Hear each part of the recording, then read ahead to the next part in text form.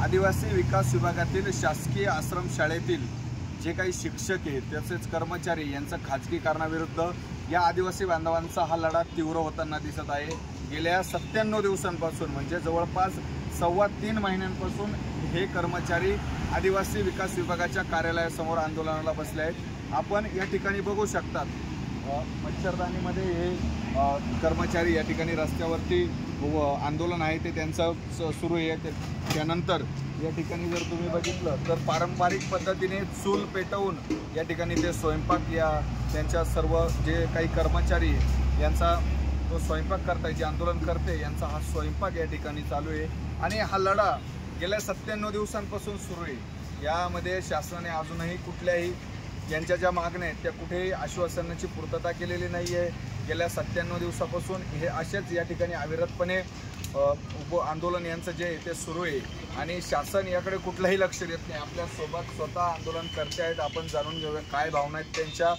गेल्या दसरा असेल, रक्षाबंधन असेल, स्वातंत्र्य दिन असेल, अनेक सण त्यांनी या आदिवासी विकास विभागापुढे साजरे केलेत। मात्र दिवाळी एक अवघ्या 5 दिवसांवर येऊन ठेपली। हा दिवाळीचा सण देखील या ठिकाणी साजरा करण्यात आहे। आपल्यासोबत आंदोलन करते काय सांगाल, आपल्या काय भावना आहेत, कशा पद्धतीने सरकार आपली दखल घेत नाही?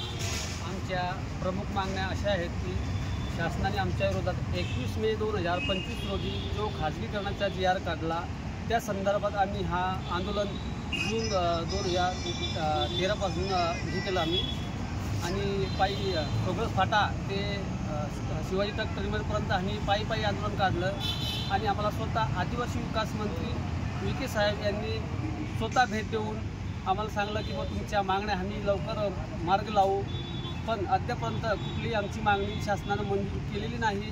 आणि तसेच वर्ग 3 आणि वर्ग 4 कर्मचारी मागील शैक्षणिक सत्रानुसार सर्व कर्मचाऱ्यांना कामावर रोजंदारीप्रमाणे आजच देण्यात यावी अशी मागणी आम्ही शासनाकडे घेऊन आतापर्यंत बसलेलो आहे, तरी आम्हाला शासनाने कुठल्याही प्रकारचा न्याय दिलेला नाही। आज इथे बसून आम्हाला एकूण 97 दिवस झाले तरीपर्यंत कुठलेही अधिकारी किंवा मंत्री यांनी आमची कुठल्या प्रकारची दखल घेतली नाही। तशी आम्ही आता मंगळवार दिनांक 14 रोजी आम्ही राज्यभवन या ठिकाणी पायी आंदोलन नेत आहोत। गेल्या 97 दिवसापासून तुम्ही या ठिकाणी बसलेले आहात, कुठला अधिकारी तुमच्याशी येऊन बोलतोय का रोज, किंवा काय आहे नेमक्या तुमच्या मागण्यांना, काय आहे तुमच्या मागण्या का ते पूर्ण सरकार करू शकत नाही?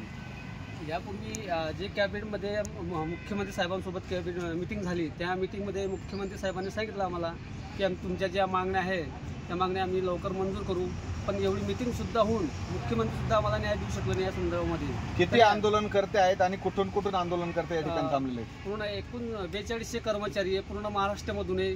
गडचिरोली, भामरागड, अहेरी, चिमूर, नंदुरबार, तळोदा, यावल असे पूर्ण ठाणे वगैरे पूर्ण 4 ATCचे कर्मचारी, वर्ग 3 आणि वर्ग 4 कर्मचारी इथे आता किती आहेत? गेल्या 97 दिवसांपासून किती आंदोलन करते इथे आहेत? इथं सुरुवातपासून आम्ही कमीत कमी 2200-2300च्या आसपास कर्मचारी होते, पण काही कर्मचारी कामानिमित्त जात आहे येत आहे आणि आज आम्ही जे उद्याचे आमचे नियोजन आहे त्या नियोजनासाठी आम्ही पूर्ण कर्मचाऱ्यांना पुन्हा एकदा आणखी इथं बोलावलेलं आहे की आपल्याला राज्यभवन इथं आंदोलन करायचे आहे, असल्यामुळे सर्व कर्मचाऱ्यांनी इथं उपस्थित राहावं। नक्कीच उद्या सर्व कर्मचारी ही आंदोलनाची पुढची दिशा ठरवण्यासाठी या ठिकाणी उपस्थित होणार आहेत आणि यानंतर राज्यभवनावरती हा संपूर्ण जो काही मोर्चा आहे किंवा त्यांच्या ज्या मागण्या या मागण्यांसाठी ते राज्यभवनावरती धडकणार आहेत।